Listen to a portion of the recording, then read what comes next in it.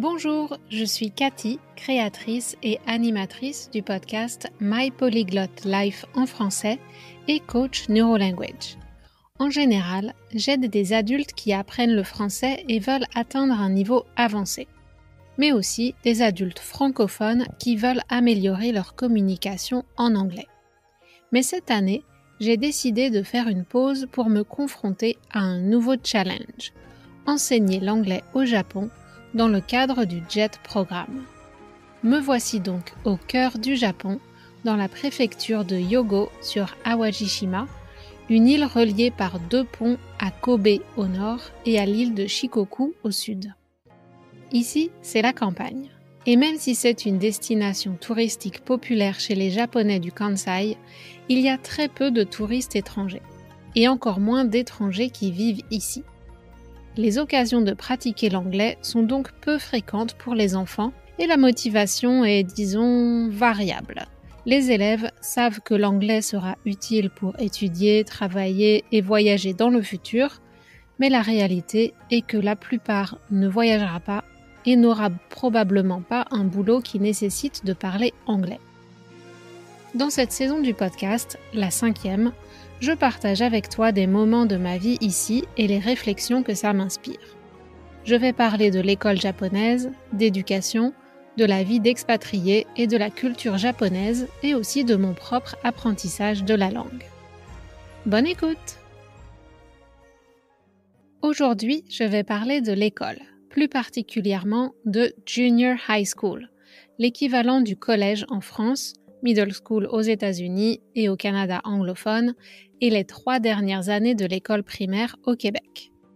En parlant avec d'autres ALT, Assistant Language Teachers, qui enseignent à l'école primaire, j'ai aussi une idée de ce que font les petits avant d'arriver à moi. Spoiler alert, divulgateur, en gros, on répète plus ou moins le même programme de la 5e année du primaire à la fin de la 2e année de Junior High. Mais les élèves ne semblent pas pour autant acquérir les compétences enseignées chaque année. Donc il y a de quoi se poser des questions sur ce système de répétition, de vocabulaire, de thématiques, etc. à n'en plus finir pendant 5 ans. Dans le cadre des cours d'anglais dispensés à l'école, les objectifs annoncés par le gouvernement sont encourager la communication et l'expression orale. En théorie, on devrait avoir moins d'apprentissage par cœur et de récitation et de formatage que ce qu'on avait dans le passé. La réalité, c'est pas vraiment aligné avec les objectifs. On doit suivre des manuels avec des mots souvent trop avancés pour le niveau de la majorité des élèves et on doit aussi, bien sûr, préparer les tests. Et j'ai l'impression que, comme partout ailleurs, ce qui est important, ce sont les statistiques de réussite des écoles. Donc, on n'a pas envie que les élèves échouent au test. Et ça passe par exemple par une préparation à l'examen où on leur donne quasiment les réponses dans la semaine qui précède. Le problème avec les cours au quotidien, c'est que certains élèves ont tellement de retard que les tests conçus par les profs essayent de s'adapter au plus bas niveau. Mais même avec ça, ça reste difficile pour ceux qui savent à peine lire l'anglais. Quand on les a au niveau de Junior High School, c'est déjà trop tard pour rattraper le retard pris par celles et ceux qui ne peuvent pas lire et qui ne comprennent pas l'anglais parlé avec une prononciation qui n'est pas Katakana English. Katakana English, c'est l'anglais parlé avec les sons qui existent en japonais. C'est-à-dire qu'on utilise les caractères katakana pour transcrire l'anglais, mais le problème c'est que beaucoup de sons de l'anglais n'existent pas en japonais. Donc ça nous fait une prononciation très approximative et j'y reviendrai plus tard dans l'épisode.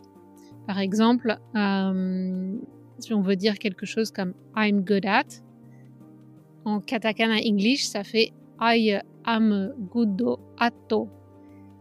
On rajoute des syllabes, on rajoute des sons qui correspondent pas vraiment à la réalité. Donc c'est assez perturbant au final. Et à côté de ça, il y a ceux qui ont les capacités et des connaissances, mais qui ne sont pas assez stimulés et qui accumulent du retard par rapport aux élèves des meilleures écoles. C'est une démonstration du mécanisme de perpétuation des inégalités par le système scolaire. En effet, les enfants de familles qui ne peuvent pas ou ne veulent pas envoyer leurs enfants dans des écoles complémentaires, qu'on appelle cram school, qui sont après l'école, ou engager un ou une tutrice, ces enfants devraient étudier de façon autonome en dehors de l'école pour avoir le même niveau et acquérir les mêmes compétences. Mais c'est difficile de faire ça quand on est enfant, quand on est adolescent. C'est pas impossible, mais ça demande une grande maturité et des ressources, par exemple une tablette, une bibliothèque bien fournie et un ou des adultes pour soutenir ce processus. Alors pourquoi il y a tant de retard chez certains et certaines ? Je viens d'en parler, il y a bien sûr un manque de pratique en dehors de l'école. Il n'y a pas de soutien familial qui peut aider avec la langue étrangère. La distance entre les deux langues, non seulement le vocabulaire et l'orthographe complexe de l'anglais, mais aussi la syntaxe et la prononciation. Tout ça fait qu'il y a beaucoup d'obstacles à l'apprentissage de cette langue.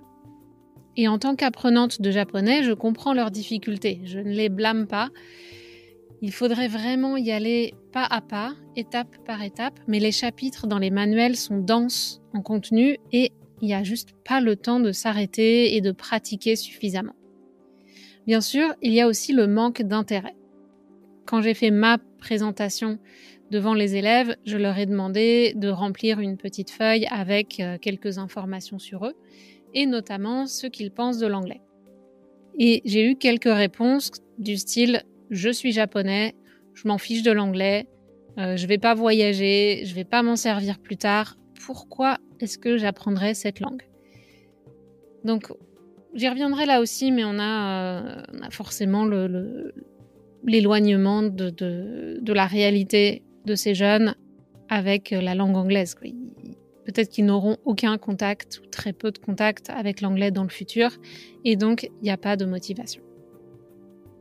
Maintenant, je vais vous parler de quelques impressions après mes 2 premières semaines de travail et aussi après ma première journée de cours.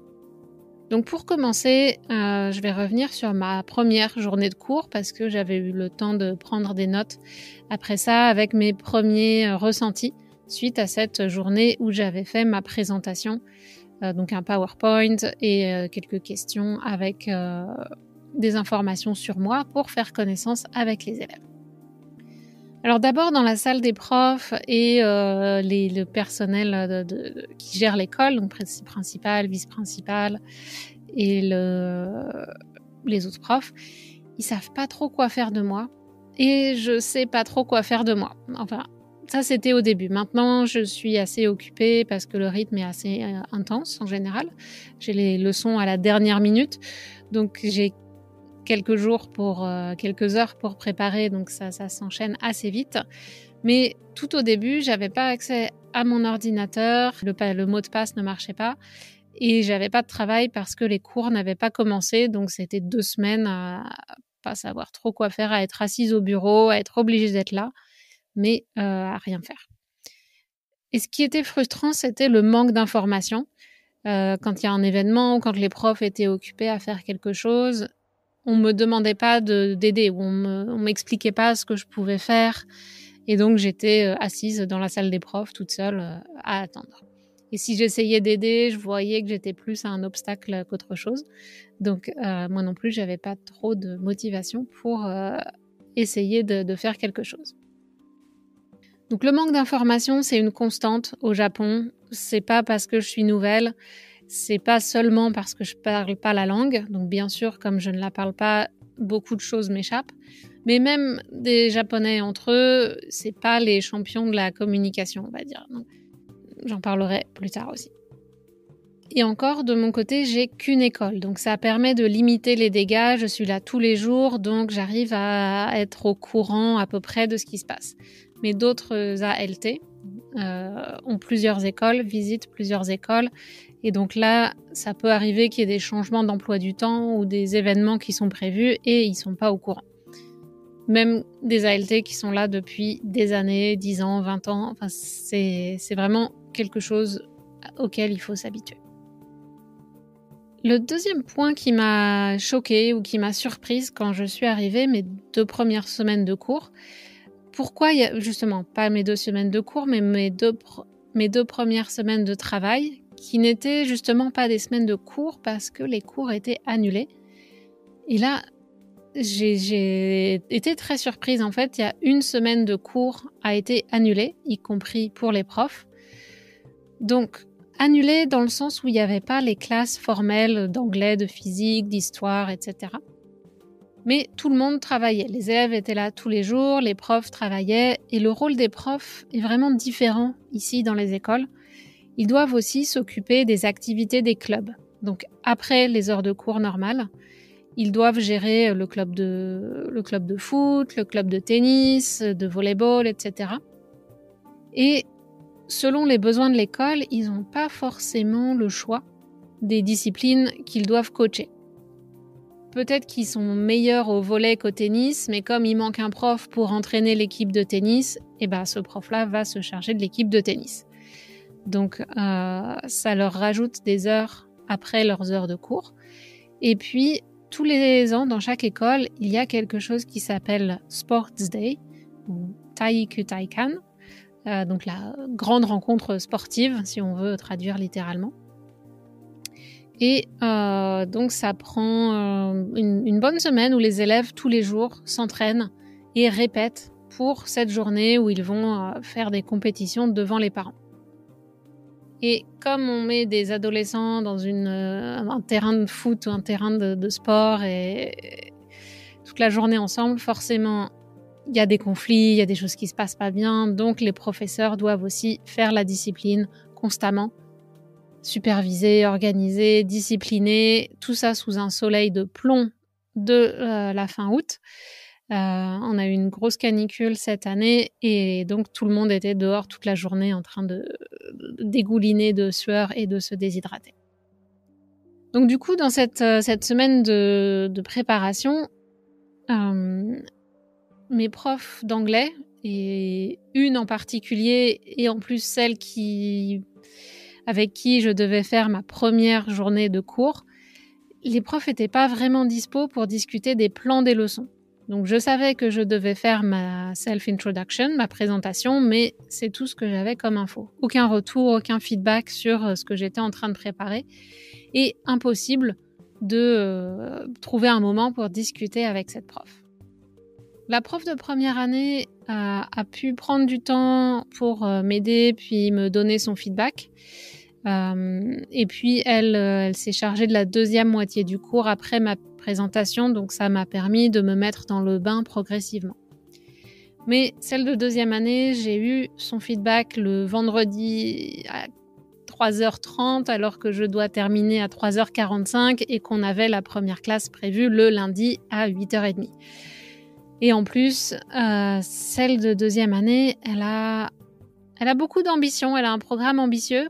Quand j'écoute ses consignes sur comment préparer les cours, ça correspond pas vraiment à la réalité de ce qu'elle attend en fait. Elle demande un truc assez ambitieux et après, une fois dans la classe, elle se rend compte que finalement, soit c'est trop complexe pour les étudiants, soit elle pense que c'est trop complexe et donc, au final, on fait pas ce qui était prévu, mais du coup, ça décale toute la classe, ça perturbe le rythme de la classe. Donc, c'est assez compliqué. Et j'ai essayé d'en discuter avec l'autre prof de deuxième année. Pour la deuxième année, je partage les cours. J'ai 3 heures avec un prof, 3 sessions de 50 minutes avec un prof et 2 sessions de 50 minutes avec la prof avec laquelle j'arrive pas à trouver un moment.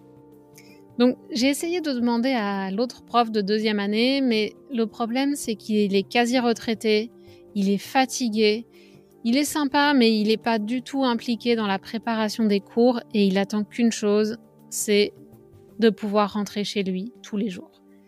Et quand j'ai essayé de lui demander des infos sur OK, qu'est-ce qu'on va faire en cours, qu'est-ce qu'il pense de ceci, de cela, il me dit juste vois avec l'autre prof pour le programme.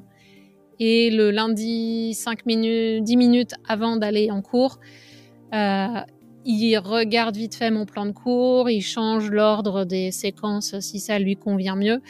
Et donc, on essuie les plâtres avec la classe de la première heure. Et puis ensuite, une fois qu'on a testé ça avec la première classe, on s'améliore pour les deuxièmes. Mais la première heure du lundi matin, les pauvres élèves, ils n'ont pas la meilleure classe. Donc, on essaye de faire ce qu'on peut, mais c'est un peu frustrant. De la même façon, ma première journée, la première présentation que j'ai faite, c'était trop long. Donc, la classe était assez interactive. Je leur ai posé plein de questions, ils ont participé. Donc, c'était aussi sympa, mais du coup, on n'a pas eu le temps de faire la deuxième moitié de la classe. Heureusement, j'ai eu du temps libre après cette première classe, donc j'ai pu adapter pour les classes suivantes et faire quelque chose de plus équilibré. Et du coup, avec les autres groupes, avec le vieux prof, du coup, on a eu le temps de passer à l'activité suivante. Là aussi, j'avais prévu une activité de groupe, mais le prof en question, c'est plus du genre ouvrez le manuel, page 48, et lisez tout ça. Donc, le prof lit les instructions en anglais, les élèves répètent, le prof les traduit en japonais, et puis il n'y a pas d'esprit critique, pas d'initiative. Et dans le cas de cette activité, page 48, le contenu était vraiment pas bien fait. Donc, on a laissé les élèves se débrouiller avec quelque chose qui n'avait aucun intérêt dans le cadre de la leçon et qui les a rendus encore plus confus au lieu de faire quelque chose d'un peu plus utile pour eux. Alors bien sûr, c'est plus facile pour tout le monde. Quand on passe quelques minutes où je lis des mots et ils répètent en chœur, on peut plus ou moins éteindre le cerveau et être en roue libre, être en mode automatique et ne pas faire d'efforts. Et j'avoue qu'après avoir essayé de gérer des classes difficiles avec 2 ou 3 éléments perturbateurs qui se lèvent au milieu de la classe, sortent ou discutent avec leurs copains, j'ai bien senti la différence. Quand on les endort et qu'on fait de la répétition chorale, finalement, ça a aussi ses avantages pour endormir la classe. Et parfois c'est bien, j'y reviendrai un petit peu plus tard. Mais je sais aussi que s'ils s'endorment complètement, c'est du temps perdu et les gamins n'apprennent rien. Donc je ne sais pas à quel point ils ont appris des choses pendant ma présentation, mais au moins ils essayaient de comprendre et de communiquer. C'est déjà pas mal. Au final, après cette première journée de cours, j'étais contente d'avoir enfin commencé les cours. J'ai eu 4 classes différentes avec les deuxièmes années les plus difficiles avant qu'ils soient tous renvoyés à la maison parce qu'une des classes de deuxième année comptait plus de 10 absents pour cause de Covid. Covid ou fièvre, mais beaucoup de cas de Covid. Donc, j'ai eu une journée un petit peu plus courte, mais j'ai pu voir que chaque classe avait sa personnalité et sa dynamique. Donc, j'ai fait 4 fois la même leçon, mais il y a toujours des choses qui changent. C'est pas vraiment chaque fois la même leçon. Comme dit l'expression japonaise Ichigo Ichie, il faut profiter de chaque rencontre et de chaque instant, car il est unique. Chaque groupe est différent et on ne sait jamais ce qu'on va avoir. Et aussi, l'ordre des classes qui change peut influencer leur humeur, leur énergie. Est-ce que c'était avant le déjeuner, après un cours de sport, après un cours de japonais où ils ont eu un test. Donc, c'est toujours un peu la surprise quand on débarque dans une classe. J'ai noté aussi une différence culturelle avec le prof, donc le vieux prof, qui a trouvé un des groupes, la classe numéro 4, je crois, il les a trouvés bruyants et désordonnés. Mais de mon côté, j'ai trouvé que c'était la classe la plus sympa, avec une bonne participation, menée par 2 ou 3 élèves en particulier. Et les individus perturbateurs n'écoutaient pas, mais restaient majoritairement dans leur coin. Donc, moi, j'ai bien aimé cette classe, mais l'autre prof a trouvé que c'était pas vraiment, que ça correspondait pas à ses attentes en termes de comportement des étudiants. Il m'a aussi dit ensuite que c'est la classe qui a le meilleur niveau en anglais. Donc, c'est peut-être pour ça qu'ils étaient réactifs et qu'ils participaient bien. Et les 2 autres classes que j'ai faites avec lui ont un niveau plus bas et une capacité de concentration plus réduite. En tout cas, cette première matinée d'enseignement fut riche en enseignements et je vais essayer d'adapter mes activités en classe pour convenir à la fois aux profs et aux élèves. Je suis pas sûre d'y arriver à chaque fois, mais je vais essayer de retenir l'attention des gamins, en tout cas de ceux qui n'ont pas abandonné. Parmi les deuxièmes années, il y a apparemment des cas assez sévères de manque de respect, mais l'administration ne peut rien faire. Et certaines familles ont du mal aussi avec le comportement de leurs ados. La plupart des ados difficiles sont des garçons, mais j'ai remarqué 1 ou 2 filles qui sont soit proches de ces garçons rebelles, soit qui s'en fichent complètement et ne font juste pas le travail. Bon, au moins ça c'est en silence et ça ne dérange pas la classe. On va faire ce qu'on peut. Challenge accepted, ni Nensei. Ni Nensei, c'est le nom en japonais. Ni pour 2, nen pour année, et c'est le fait d'exister ou la catégorie de personnes, donc d'étudiants ici. Bon, maintenant, après 3 semaines de cours, je dois reconnaître qu'ils vont probablement gagner. En tant qu'assistante, et en plus qu'ils ne parlent pas assez bien japonais, je vais avoir du mal à les faire travailler, voire même à faire respecter le silence. La stratégie du vieux prof qui consiste à les faire lire après moi et répéter, comme je disais, ça a l'air d'endormir les éléments perturbateurs et au moins on peut avoir le silence, ce qui n'est pas le cas avec l'autre prof. Je vais peut-être essayer de suggérer à cette prof de faire plus de lecture-répétition chorale, mais ça va chambouler son plan de cours et sa façon d'enseigner, donc c'est pas dit qu'elle soit partante. Je vous tiendrai au courant des évolutions de mes aventures avec les Ninensei, les 2e années de mon école Junior High School. Depuis Sports Day, donc la semaine très occupée de Sports Day, j'ai pu constater que ma prof de 2e année est un peu plus disponible, même si j'ai souvent son feedback uniquement le vendredi. Mais bon, de temps en temps, j'arrive à avoir quelques informations. La semaine de Sports Week, c'était vraiment exceptionnel. La préparation absorbait tout le temps et toute l'attention des profs. L'ambiance en salle des profs et pendant le lunch me paraît être revenue à quelque chose de plus normal. Mais après quelques heures de cours, de mon côté, j'ai pas forcément le cerveau pour parler en japonais, donc j'évite souvent les interactions au lunch. Mais je vais essayer de faire des efforts, comme j'ai dit dans l'épisode précédent. Du côté des premières années et des 3e années, les premières années sont très enthousiastes, donc il y a parfois des problèmes de bruit. Ils sont très bruyants et quand on fait des jeux de révision avec l'appli Kahoot, ça devient vite le cirque, donc je ne sais pas à quel point ils apprennent quelque chose.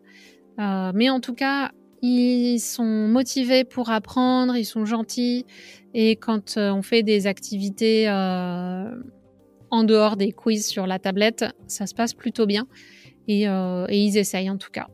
Donc on peut avoir une vraie leçon, ce qui ressemble à une vraie leçon. Et les 3e années, c'est la même chose, ils sont assez disciplinés et puis d'après ce que j'ai vu, mais j'ai pas encore eu beaucoup de cours avec eux, ils essayent en tout cas de faire les activités demandées. Donc moins de problèmes de discipline avec ces classes-là. Alors je vois que j'ai déjà beaucoup parlé cette semaine, on a dépassé les 20 minutes, donc je vais arrêter là pour cet épisode et je te raconterai un peu plus en détail mes impressions après 3 semaines de cours dans le prochain épisode qui sera diffusé la semaine prochaine. Un peu de patience. Merci de ta fidélité, à bientôt. Ciao ciao. Voilà, si vous aimez ce podcast, n'oubliez pas de vous abonner et d'en parler autour de vous et je vous dis à très bientôt sur My Polyglot Life en français.